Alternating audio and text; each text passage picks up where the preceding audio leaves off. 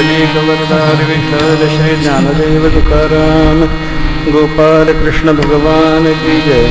ओम नमः परमहंसास्वादित चरणकमल मकरंदाय भक्तजनमानस निवासाय श्रीरामचंद्राय वागीशायस्य वदने लक्ष्मीर्यस्य च वक्षसे यस्यास्ते हृदये संवित्तं नृसिंहमहं भजे। ओम वंशी विभूषितकरान्नवनीरदाभात् पीताम्बरादरुणबिम्बफलाधरोष्ठात् पूर्णेन्दुसुन्दरमुखात् अरविन्दनेत्रात् कृष्णात् परं किमपि तत्त्वमहं न जाने। श्रीविठ्ठलं सुकरुणार्णवमाशुतोषं दीनेष्टपोषमघसंहतिसिन्धुशोषं श्रीरुक्मिणीमतिमुषं पुरुषं परन्तं वन्दे दुरन्तचरितं हृदि सञ्चरन्तं। गुरुर्ब्रह्मा गुरुर्विष्णुः गुरुर्देवो महेश्वरः गुरुः साक्षात् परं ब्रह्म तस्मै श्रीगुरवे नमः। आपादमौलिपर्यन्तं गुरूणाम् आकृतिं स्मरेत् तेन विघ्नाः प्रणश्यन्ति सिद्ध्यन्ति च मनोरथाः। ॐ योऽन्तः प्रविश्य मम वाचमिमां प्रसुप्तां सञ्जीवयत्यखिलशक्तिधरस्वधाम्ना अन्यांश्च हस्तचरणश्रवणत्वगादीन् प्राणान् नमो भगवते पुरुषाय तुभ्यं। पुण्डलीकवरदारि विठ्ठल श्री ज्ञानदेव गोपाल कृष्ण भगवान की जय। सच्चिदानंद रूपाय विश्वोत्पत्त्यादिहेतवे तापत्रय विनाशाय श्रीकृष्णाय वयं नमः। श्रीमद भागवताच्या कथेला कालपासून आपण प्रारंभ केला आणि भागवत काय महत्त्वाचं आहे, भागवतातून काय ऐकण्यासारखं आहे, भागवताचं चिंतन मनुष्याने कशासाठी केलं पाहिजे या संबंधातला विचार तुकाराम महाराजांच्या अभंगाच्या आधारानं आपण पाहिला। भागवताचं श्रवण हे कल्याणाचे साधन असल्यामुळं भागवताचं श्रवण केलं पाहिजे। भागवताची कथा कशी आहे? तव कथामृतम तप्तजीवनम कविभिरीडितम कल्मषापहम श्रवणमंगलम श्रीमत आत्ततम अशा पद्धतीनं 5-7 पद्धतीने जी गोपिकांनी भागवताच्या किंवा भगवंताच्या कथेच्या संबंधाचे चिंतन उपस्थित केलं त्याचा आपण थोडासा विस्तारपूर्वक विचार केला। आणि भागवत किती महत्त्वाचं, भागवताची कथा किती महत्त्वाची, भगवंताची कथा किती महत्त्वाची ही दशम एकादशी स्कंदात आलेली कथा आपल्याला कळण्याकरता, आकलन होण्याकरता, त्या कथेमध्ये आपला प्रवेश होण्याकरता, त्या कथेचं रसास्वादन करण्याकरता, किंबहुना त्या कथेतून आपलं कल्याण साधून घेण्याकरता मनुष्याला त्या कथाश्रवणाचा अधिकार यावा याच्याकरता 9 स्कंधाचं श्रवण पहिल्यांदा करावं लागतं। एका स्कंधाच्या श्रवणातून आपली चित्तवृत्ती उन्नत होता होता आपल्याला परमात्मा स्वरूपामध्ये प्रवेश करण्याचा अधिकार येतो। पहिला स्कंध ऐकलाच नाही, दुसरा स्कंध ऐकायचा अधिकार येत नाही, दुसरा स्कंध ऐकला नाही की मग तिसरा स्कंध ऐकायचा अधिकार आपल्याला येत नाही। एका स्कंधातून पुढच्या स्कंधामध्ये आपला प्रवेश होत जातो। अध्याय ते प्रसवे हे जसं गीतेचं चिंतन आहे ना, तशाच पद्धतीनं भागवताच्या कोणताही ग्रंथ म्हणला, सलग निरूपण करणारा ग्रंथ म्हणला, स्फुट ग्रंथ वेगळा आणि सलग निरूपणाचा ग्रंथ, प्रकरण ग्रंथ वेगळा, आकर ग्रंथ वेगळा। आकर किंवा प्रकरण ग्रंथाच्या बाबतीमध्ये कसं असतं, त्या ग्रंथामध्ये सलगता असते। भागवत आकर ग्रंथ आहे, श्रीमद भगवद्गीता आकर ग्रंथ आहे। ब्रह्मसूत्राचा विचार जर आपण करायला लागलो ना, त्याच्यातलं एक अधिकरण स्वतंत्र रीतीनं स्फुट प्रकरण येतं। एक अधिकरण आपण वाचलं नाही म्हणून दुसरं अधिकरण आपल्याला समजणार नाही असा तिथे विषय येत नाही।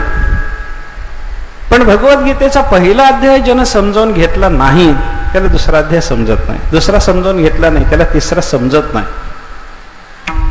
आकर आणि प्रकरण ग्रंथाची योजना वेगळ्या पद्धतीची असते आणि स्फुटक ग्रंथाची योजना वेगळ्या पद्धतीची असते।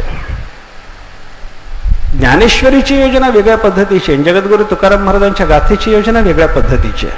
महाराजांचा सुटा अभंग सुद्धा स्वतंत्र रीतीने लावून घेता येतो, पण ज्ञानेश्वरीतली एक ओवी उचलायची आणि स्वतंत्र रीतीने ही ओवी लावायची, मागची पुढची ओवी बघायची नाही, हे जमत नाही, कारण तो प्रकरण आकर ग्रंथाचा भाग झाला।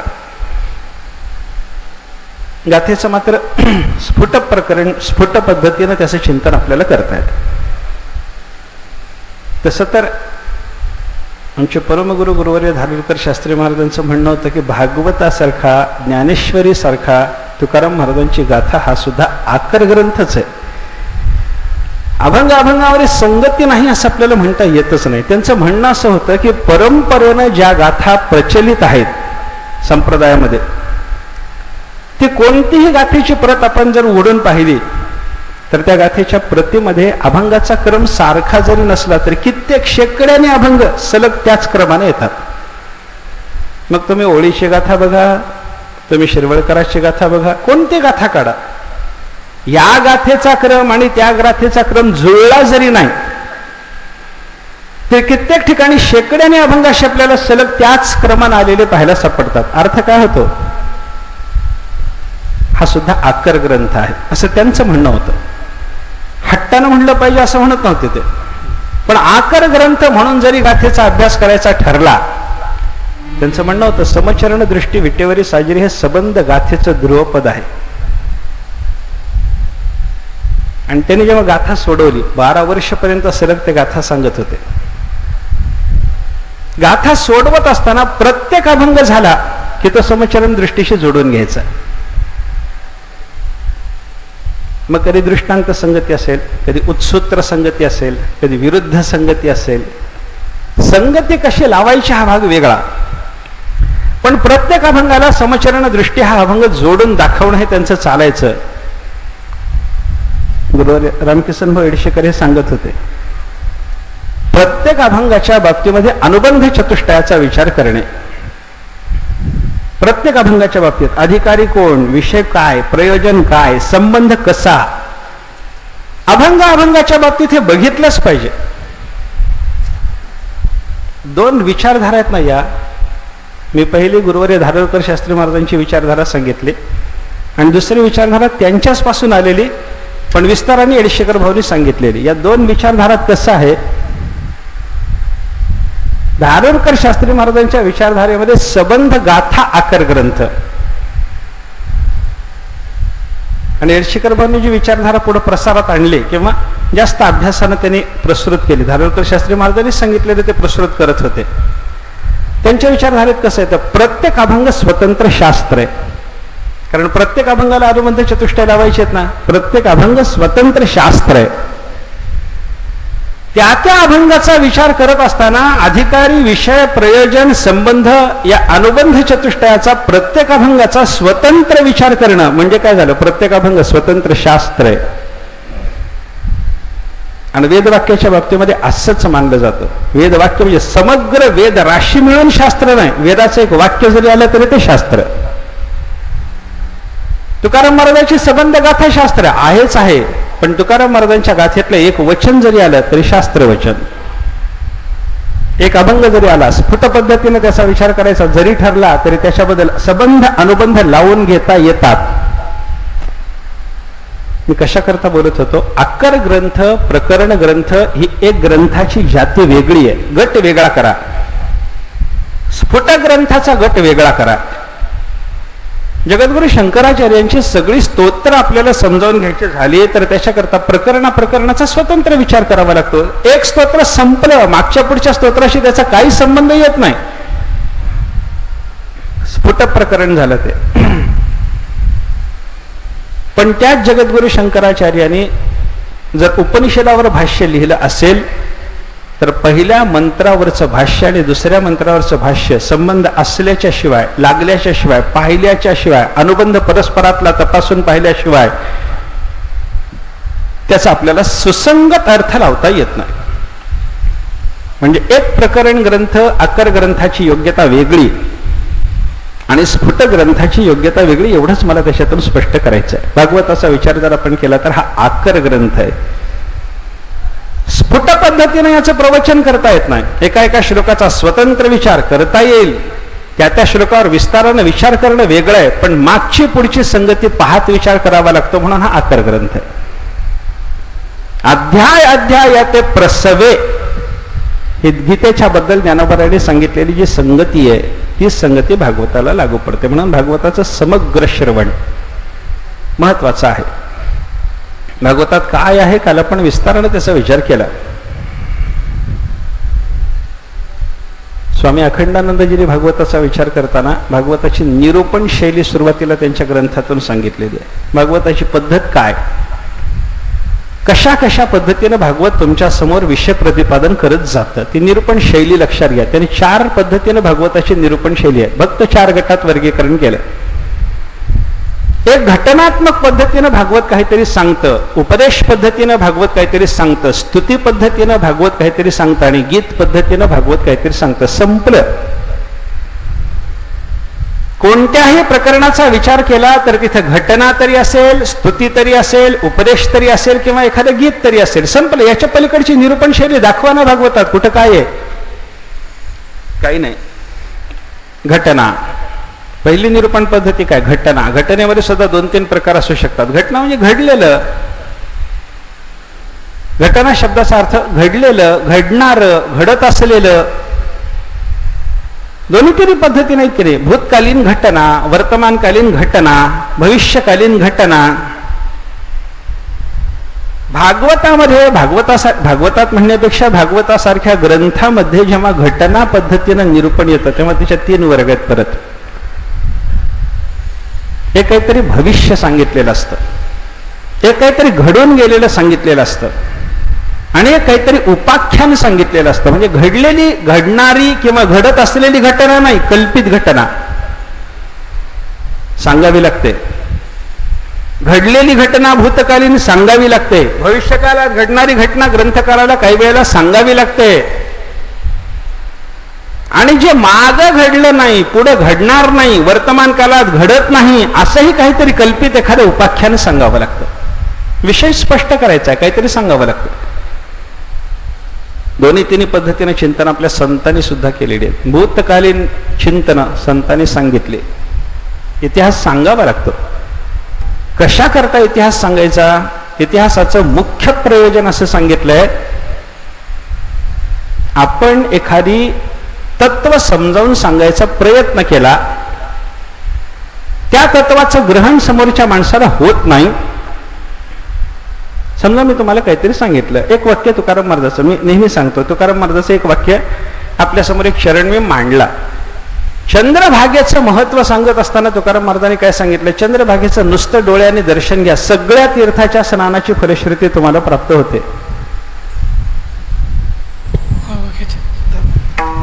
अवघीच तीर्थे घडली एक वेळा, अवघीच तीर्थे घडली एक वेळा, अवघीच तीर्थे घडली एक वेळा, अवघीच तीर्थे घडली एक वेळा.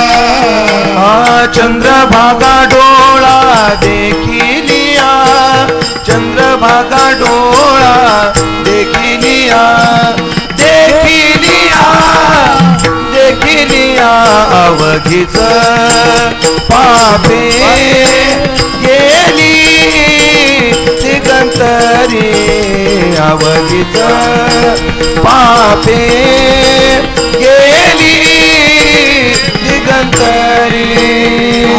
चंद्रभागा डोळा देखिलिया, चंद्रभागा डोळा देखिलिया, देखिलिया, देखिलिया, अवघीच पापे गेली दिगंतरी, अवघीच पापे गेली दिगंतरी. चंद्रभागेचं महत्व सांगत असताना तुकाराम महाराजांनी आपल्याला सांगितलं, अवघीच तीर्थे घडली एक वेळा, चंद्रभागा डोळा देखिलिया. महाराज सांगतात, एकदा चंद्रभागेचं नुसतं डोळ्यानं दर्शन घ्या, सगळी तीर्थ तुम्हाला घडली. नुसतं दर्शन मात्रानं. स्नानानं काय होईल पुढचा विचार आहे. अधिकस्य अधिकम फलम. कैमुत्तिक न्यायानं विचार करायला सांगितलाय. अधिकाचं अधिक फल. नुसतं चंद्रभागेचं एक दर्शन घेतलं की जगातली सगळी तीर्थ तुम्हाला घडली, महाराजांनी सांगितलं. नाथ महाराजांनी याच्या पुढे जाऊन सांगितलं, एक एक तीर्थ कोटी कोटी वेळा चंद्रभागा डोळा देखिलिया. एका एका तीर्थात कोटी कोटी स्नानं केल्याची फलश्रुती आपल्याला प्राप्त होते. कशानं प्राप्त होते? चंद्रभागेच्या दर्शनानं प्राप्त होते. आता एक चंद्रभागेचं दर्शन घ्यायचं महाराजांनी सांगितलं, आपला विश्वास आहे, आपण मान्य करू, पण घडतं कशानं हे? एका चंद्रभागेचं एकदा दर्शन घेतलं की आपल्याला सगळ्या तीर्थाच्या स्नानाची फलश्रुती प्राप्त व्हावी असं होतं कशानं? शंका येते. विश्वास ठेवून संशय निर्माण झाला चांगला असतो, विश्वास न ठेवता संशय निर्माण झाला नरकात घालतो. मला कळालं नाही, आमचे गुरुजी सांगत असत, गुरुजींनी सांगितलं, एका झाडाकडे बोट दाखवलं आणि सांगितलं, अरे हा खांब आहे, खांब. तर शिष्याने श्रद्धा ठेवून मानावा हा खांब. श्रद्धा ठेवून विचारलेला संशय कल्याण करतो, आणि श्रद्धा न ठेवता संशय जर घेतला तर तो अकल्याण करतो. याचा विचार मी सांगत, गुरुजींनी सांगितलेलं उदाहरण सांगत होतं. झाडाकडे बोट दाखवून गुरुजींनी सांगितलं शिष्याला, हा खांब आहे, हे झाड नाही. शिष्यानं ते डोळे झाकून मान्य करावं, हे हा खांबच आहे, झाड नाही म्हणावं. पण त्याला जर संशय आला की बाबा हे तर झाड आहे, गुरु महाराज खांब म्हणतात, मला तर पटत नाही, माझ्या डोळ्याला दिसत नाही, मग त्यांना एकांतात जाऊन गुरुला विचारावं. विचारायची पद्धत कशी? गुरुजी सांगत असत, गुरु महाराज तुम्ही म्हणता हा खांब आहे, खरंच खांब आहे, पण माझ्या डोळ्याला झाड दिसायला लागलं, त्याची वाट काय सांगा. मग गुरुजी समजावून देतात ना, त्याच्यात कल्याण होतं. गुरु महाराज असं कसं बोलतात, झाड असून त्याला खांब म्हणता, वेडेत का काय? ही गुरुला बोलायची पद्धत नाही. श्रद्धा ठेवून संशय विचारा, गुरुजी उत्तर देतात, कल्याण होतं. तुकाराम महाराजांनी सांगितलं, नाथ महाराजांनी सांगितलं, एक चंद्रभागा दर्शन घेण्यानं तुम्हाला सगळ्या तीर्थाच्या स्नानाची फलश्रुती प्राप्त होणार आहे. श्रद्धा आहे, पण आपण त्यांना विचारायला जा. महाराजांना विचारू शकतो आपण, तुकाराम महाराज असं कसं म्हणता तुम्ही? नाथ महाराजांना विचारा, महाराज असं म्हणता कसं? उत्तर देतात ते आपल्याला. मग त्याच्याकरता त्यांना इतिहास सांगावा लागतो. ते म्हणतात, अरे नामदेव महाराजांनी सांगून ठेवलंय ना, ऐसे शंकर सांगे ऋषी जवळी, सकळ तीर्थे माध्यान्न काळी, येती पुंडलिका जवळी, करीती आंघोळी, वंदिती चरण. कोण सांगतं? शंकर सांगतात. कोणाजवळ सांगतात? ऋषी जवळ सांगतात. हे कोण सांगायला लागलं? नामदेव महाराज सांगायला लागले. नामदेव महाराजांनी शंकर आणि ऋषींचा सांगितलेला संवाद. पंढरी महात्म्याचा विचार जर केला तर पंढरी महात्म्य पद्मपुराण, स्कंदपुराण, 2 पुराणाच्या खिल भागात सांगितलेला आहे. आज आपण स्कंदपुराणाची संहिता काढून बघितली, पद्मपुराण काढून बघितलं तर ते अध्याय कुठे मिळत नाहीत आपल्याला. पण पुराणाच्या वेगळ्या वेगळ्या संहिता असतात. ज्या संहितेमध्ये पंढरीचं महात्म्य, पांडुरंग महात्म्य आपल्याला 12 अध्याय 32 अध्यायातून उपलब्ध करून दिलेलं पाहायला सापडतं, त्या संहिता कदाचित आज उपलब्ध नाहीत. अध्यायाच्या समाप्तीच्या शेवटी त्या पुष्पिकेमध्ये त्या संहितेचा उल्लेख असतो. वाराह संहिता, अमुक संहिता, या पुराणाची. पण ही संहिता, त्या पुराणाची ती संहिता मिळाली ते तिथे मिळतं, त्या पुराणाची ती संहिता मिळाली नाही म्हणून आपल्याला ती मिळत नाही. पद्मपुराणात आलेलं महात्म्य आणि स्कंद पुराणात आलेलं महात्म्य, दोन्ही महात्म्याचा विचार आपल्याकडे आहे. दोन्ही महात्म्य आहेत. पद्मपुराणात 32 अध्याय आहेत, स्कंद पुराणात 12 अध्याय आहेत. पंढरीचा महिमा, पांडुरंगरायाचं महात्म्य, दोन्ही ग्रंथाला नाव पांडुरंग महात्म्यच आहे. कारण पंढरी क्षेत्राचं नाव सुद्धा पांडुरंग क्षेत्रच आहे. पांडुरंगीचे पांडुरंगी, तिथं पांडुरंगीचे पांडुरंगी, पांडुरंग शब्द तिथं पांडुरंग क्षेत्र, पंढरी क्षेत्र या अर्थानं आलेला आहे. पापांगीर आहे ना, पंढरी क्षेत्र या अर्थानं. ठीक आहे, जाऊ द्या. त्या पंढरीचं महात्म्य सांगणारे जे 2 ग्रंथ आहेत ना, त्या दोन्ही ग्रंथातून आलेल्या महात्म्याचा उल्लेख संतांनी केलाय. ऐसे शंकर सांगे ऋषी जवळी म्हणलं की स्कंद पुराण आहे, आणि ऐसे हरे गिरिजे प्रति म्हणलं पद्मपुराण आहे. शंकराचा आणि पार्वतीचा संवाद होऊन जे पांडुरंग महात्म्य आलं ते पद्मपुराणात आहे. स्कंद पुराण सगळं ऋषींना स्कंदानी सांगितल्याच्या नंतर अजून पुन्हा काही ऐकायची तुम्हाला इच्छा आहे का, असं जेव्हा स्कंदानी 88 सहस्र ऋषींना विचारलं तेव्हा त्या सगळ्या ऋषींनी सांगितलं की नाही महाराज, आम्हाला असं काहीतरी सांगा, एकच क्षेत्र, एकच तीर्थ, एकच संत, एकच देव, सर्व फलश्रुती देणारे एकत्रित असलेले सांगा. अवघीचं तीर्थ घडली एका वेळा 4 चरणातून सांगितलेला जो विषय की नाही, हा एकत्रित मिळणारा विषय आम्हाला ज्या एका क्षेत्रात आहे अशा क्षेत्रासंबंधी, अशा तीर्थासंबंधी, अशा देवासंबंधी, अशा संतासंबंधी, आणि हे सगळं एका स्थानात असलं पाहिजे असं ऐकायचंय. स्कंदाला काही लक्षात येईना, काय सांगू, कुठे क्षेत्र महत्वाचं तर तीर्थ नाही, कुठे तीर्थ महत्वाचं संताची वस्ती दाट नाही. असू शकतं असं, एखादी भूमीच पवित्र असते, पवित्र तीर्थ तिथं असेल असं नाही. महात्मा एखादा राहिला, भूमीला पावित्र्य आलं पण गंगा नाही, यमुना नाही, चंद्रभागा नाही. सगळं एका ठिकाणी असणारं कुठं मिळेल, सगळ्या ऋषींनी विचारलं. स्कंदाने सांगितलं मलाही कळत नाही, चला कुठं, आमच्या बापाकडं, कैलासाला भगवान शंकराकडं, ते सांगतील आपल्याला, ते सर्वज्ञ आहेत. यस सर्वज्ञ सर्वविद यस्य ज्ञानमयं तपः, उपनिषद आमच्या बापाचं वर्णन करतात. बाबा चला, ईशान सर्व विद्यानाम ईश्वर सर्वभूतानाम ब्रह्माधिपतीर ब्रह्मणोधिपतीर, ईशान सर्व विद्यानाम, सर्व विद्येचे ईश्वर म्हणजे भगवान शंकर आहे, त्यांना सगळं ज्ञात आहे. चला चला, स्कंदाने 88 सहस्र ऋषींना कैलासात नेलं, सर्वांनी नमस्कार केला, स्कंद समोर झाले. विचारलं त्यांनी, काय चाललंय? शंकराने विचारलं, कशा करता आला सगळ्या ऋषींना घेऊन? चालू होतं तुझं पुराण, संपलं? संपलं म्हणे. स्कंद पुराण झालं, पुढं काय सांगणार आहेस? सांगता येत नाही. का? ऋषींनी जो प्रश्न विचारलाय त्या प्रश्नाचं उत्तर देण्यासारखं निरूपण माझ्या चिंतनात नाही, मला ते सांगता येत नाही. मग काय करायचं? मी तुमच्या समोर प्रश्न मांडायला आलो. शंकर पार्वतीचा संवादच चालू होता.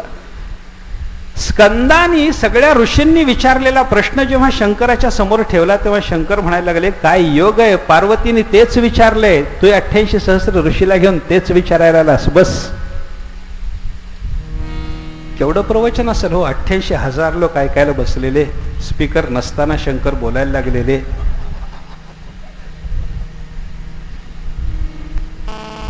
असंच चिंतन आहे ते.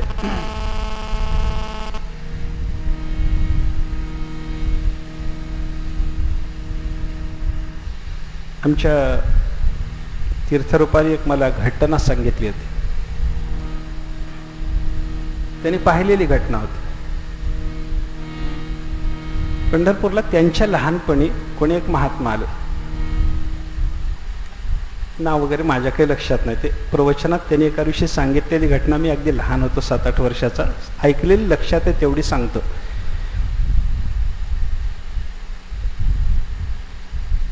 एका वडव्याच्या घरी ते उतरले होते. 15 विद्यार्थी त्यांच्या बरोबर होते. सकाळी त्यांचा ब्रह्मसूत्र भाष्याचा पाठ चालायचा. तीर्थरूपाने आमच्या सांगितलं, चांगलाच पाठ सांगतात, चिंतन चांगलं असतं असं ऐकलं. त्यांची विद्यार्थी दशा होती म्हणून जाऊन बसून ऐकावं म्हणून त्यांच्या पाठाच्या वेळेला तिथे गेलो म्हणाले. त्यांनी सुद्धा पंढरपुरातला क्षेत्रातला एका महात्म्याच्या घरचा मुलगा म्हणून मला जवळ बसवलं. म्हणजे मी त्यांच्या जवळ बसलो. सगळे विद्यार्थी माझ्यापासून 10-5 फूट अंतरावर दूर होते बसलेले, पण ते महात्मा जे बोलत होते शेवटच्या टोकाच्या पोराला ऐकू जात होतं, मला ऐकू येत नव्हतं. म्हणले हे काय? आता 88,000 लोकांना शंकर बोललेलं स्पीकर नसताना कसं ऐकू गेलं असेल, याच्याकरता हे उदाहरण पुरे नाही का हो? काय आहे एकाग्रता? तिथून त्यानं टोकानं एकाग्रता केली, त्याला ऐकू आलं. माझी एकाग्रता झाली नाही म्हणाले, मला ऐकू आलं नाही. शंकर सांगे ऋषी जवळी, जाऊ द्या हे विस्ताराचं बाकीचं उगीच फापट पसारा वाढत जातो. शंकर सांगे ऋषी जवळी काय सांगितलं? सकळ तीर्थे सगळी तीर्थ चंद्रभागेमध्ये माध्यान्ह काळाला येतात, चंद्रभागेत सुस्नात होतात, परमात्मा पंढरीनाथाला वंदन करतात, पुंडलिकरायाला वंदन करतात, सगळी तीर्थ पुंडलिकाला आणि पांडुरंगरायाला औक्षवण करतात आणि निघून जातात. असं वर्णन आहे. हा इतिहास आहे. इतिहासाचं प्रयोजन मला सांगायचंय. अवघीच तीर्थे घडली एक वेळा, हे कसं घडू शकतं इतिहास सांगावा लागतो. मनुष्याने वर्णधर्म आश्रमधर्म पाळलेच पाहिजेत. तत्व सांगितलं, पण कशा करता? मग त्याच्याकरता इतिहास सांगावा लागतो. भगवंताने सांगितलंय गीतेमध्ये, सहयज्ञाः प्रजाः सृष्ट्वा पुरोवाच प्रजापतिः अनेन प्रसविष्यध्वं येशवोस्त्विष्ट कामधुक. ते वेळी प्रजी विनविला ब्रह्मा, देवा काय आश्रयो येथा आम्हा. तव तो म्हणे कमळ जन्मा भूता प्रती, तुम्हा वर्ण विशेष वशे. आम्ही स्वधर्म हा विहिला असे, याते उपासा मगा पैसे पुरती काम. पुरा सहयज्ञाः प्रजाः सृष्ट्वा प्रजापती उवाच. सृष्टीच्या प्रारंभाला धर्मासहित सर्व प्रजा निर्माण करून याच धर्माचं अनुष्ठान तुम्ही करा, असं प्रजापतीनं सर्व प्रजेला सांगून ठेवलेलं आहे. इतिहास सांगावा लागला. धर्मानुष्ठान करा. का करा? असं झालंय. तो धर्म प्रजेसह निर्माण झालाय. प्रजापतीनं तो प्रजेसह निर्माण केलाय आणि प्रजेला याचं अनुष्ठान करा, मग तुमच्या कामाना सगळ्या पूर्ण होतील असं सांगून ठेवले बाबानो. म्हणून धर्मानुष्ठान करा. काय? इतिहास सांगावा लागतो. सांगितलेलं तत्व ग्रहण झालं नाही की त्या तत्वाच्या ग्रहणासाठी म्हणून इतिहास सांगण्याची पद्धती आहे. एक इतिहासाचं प्रयोजन जाता जाता बोललो, आणि अनेक प्रयोजन आहेत. भागवतासारखा ग्रंथ इतिहास पद्धतीनं निरूपण करतो. एक प्रयोजनाचा विचार पुरे. पुढे चला. काही भविष्य सांगावं लागतं. भागवतात भविष्य आहे. 12व्या स्कंदात पहिल्याच अध्यायामध्ये राजा परीक्षितीनं विचारलं की म्हणे महाराज, भगवान निजधामाला गेले, पुढच्या काळात राजे कोण कोण झाले सांगाल ना? मग श्रीकृष्ण परमात्म्याच्या नंतर राजा परीक्षितीच्या काळापर्यंत नाही, त्याच्या पुढच्याही काळात होणाऱ्या राजांची नावं शुकाचार्याने सांगितले. काय? भविष्य निरूपण. पुढं असं होणार आहे. नाथ महाराजांनी सांगितले की नाही, कलीच्या शेवटाला काय काय होणार आहे ते.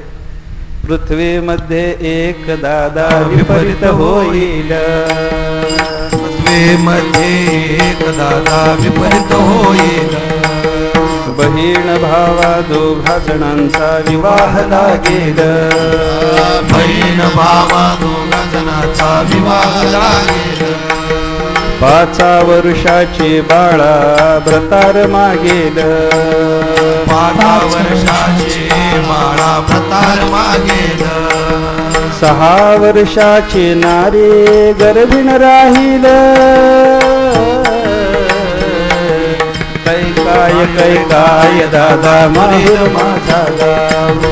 कैकाय दादा माहुर माझा गाव.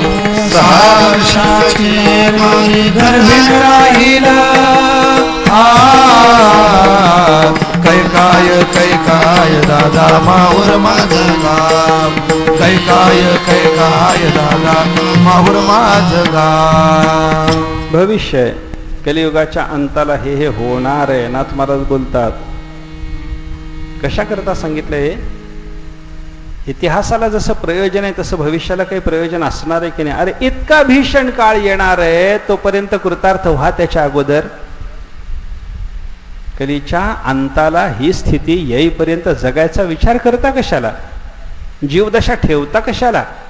जा परमात्मा पंढरीनाथाला शरण व्हा, कृतार्थ. हे सांगण्यात त्याचं तात्पर्य. कलीमध्ये एक दादा विपरीत होईल. बहीण भावा दोघा जणांचा विवाह लागेल. नाथ महाराज लागेल म्हणाले, लागायला लागलेत आता.